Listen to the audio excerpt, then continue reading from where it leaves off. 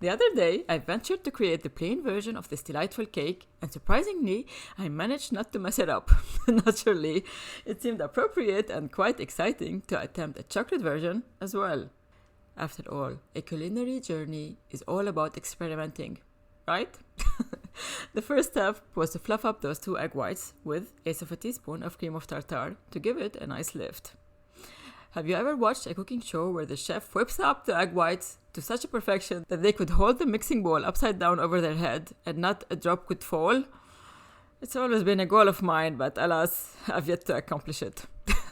With the egg whites suitably fluffed up, I introduced 1/3 of a cup of sweetener, followed by a teaspoon of cocoa.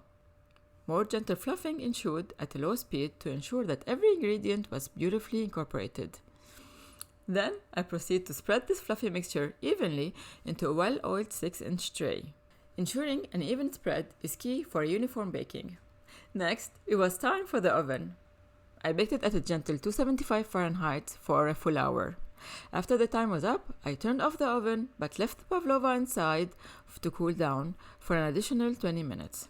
The residual heat helps to avoid any sudden temperature changes that can affect the texture. Following that, I removed it from the oven and let it cool further at room temperature. While the pavlova is cooling, I prepare the creamy topping that would serve as the crowning glory. To a 1/4 cup of yogurt, I add 1/4 cup of sweetener and 1/2 teaspoon of cocoa. I mix all the ingredients until they're thoroughly combined and creamy, ready to sit atop the pavlova. Once the pavlova is sufficiently cool, I spread my creamy cocoa mixture lavishly over the top, ensuring every inch is covered. The final touch, a general scattering of fresh, tangy berries. The end result was a sight to behold and even more delightful to devour.